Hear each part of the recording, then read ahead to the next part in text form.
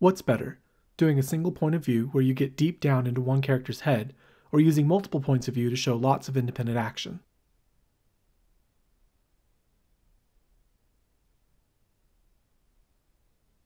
When using a single point of view, you can use either first or third person without much difficulty. Though it's not necessary, single POV usually uses close narrative distance, which I'll define more clearly in a moment. A prime issue with single POV is that distant action the POV character doesn't see, is difficult to include in the narrative. What single POV may lack in scope, it makes up for with a single, very strong, and often very compelling desire line for your story.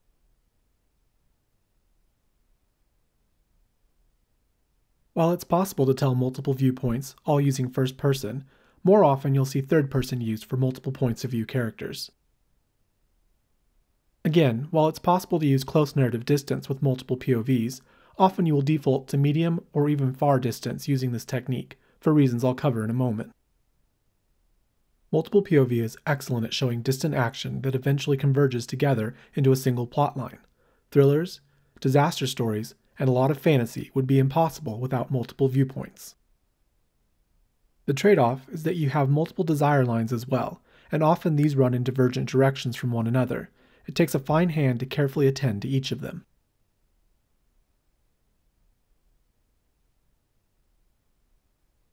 In close narrative distance, you will be describing actions as they occur in relation to your character's body.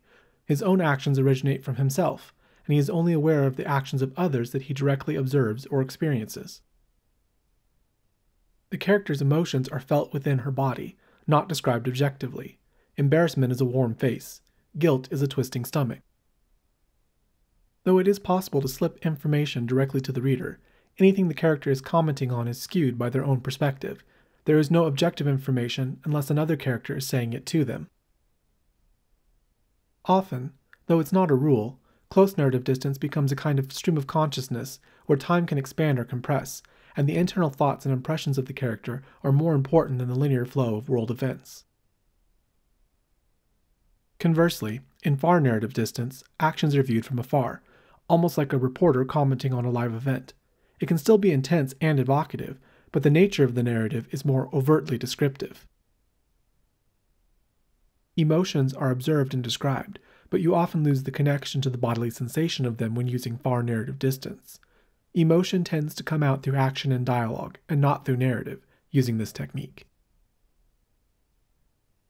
Though it can be fun to have a biased narrator, when using far narrative distance, you will often have objective information that isn't necessarily skewed by the characters in the scene. You also have the option of unseen actions, things only the narrator notices. Because of the narrative distance, time is often quite linear, especially since it can also happen simultaneously in different points of view. To keep the reader on the same page, pacing and story time are often kept even, without much variation. Single POV is ideal for an emotional journey, regardless of subgenre. If the progression of the protagonist at an emotional level is primary to any external plots, you should heavily consider using this single point of view. Romance as a subgenre benefits from the close narrative distance of single POV and allows the dramatic reversals we have come to love in this genre. If you are writing about family interactions or relationships in general as your primary focus, again, close distance and strong emotional connections make single POV a great match. Because anti-heroes and dark heroes often do bad things for good reasons, it's important to create sympathy and understanding for their actions. Using single POV brings the reader into their world and increases the chances of making a strong connection that can weather questionable or even amoral character choices.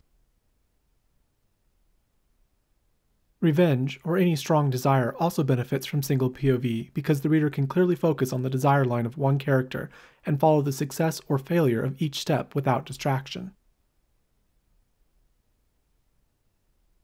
Where multi-POV really shines is when you are telling a quest journey, where the overt elements of the journey are paramount to the internal changes of the characters.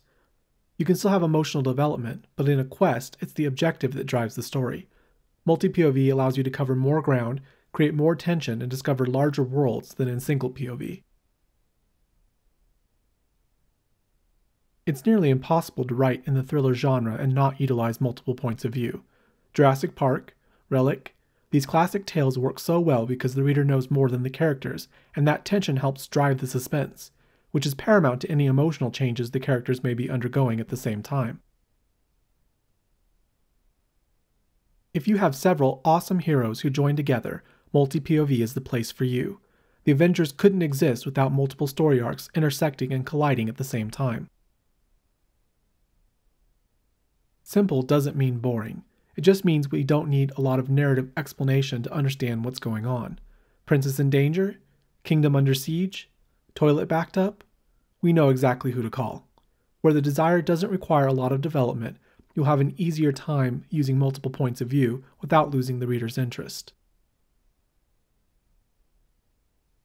It's no accident that most young adult and new adult books stick with a single point of view. There's something about the voice, the character's connection with the reader, that goes missing when you have multiple heroes leaping across the pages. Rick Riordan is writing the new Percy Jackson series with up to 7 points of view in the latest release, so it's not impossible, but you sacrifice a strong desire line and sometimes close narrative distance in order to tell what amounts to multiple stories.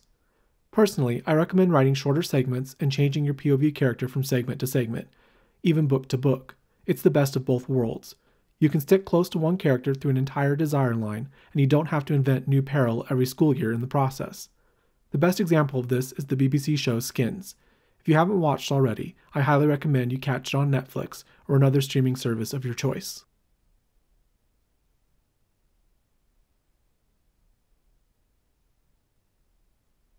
Thanks for watching. Subscribe for more writing-related videos, as well as interesting panel discussions between new adult authors. You can check out some of my previous videos on the right. Questions and comments are always welcome on Twitter.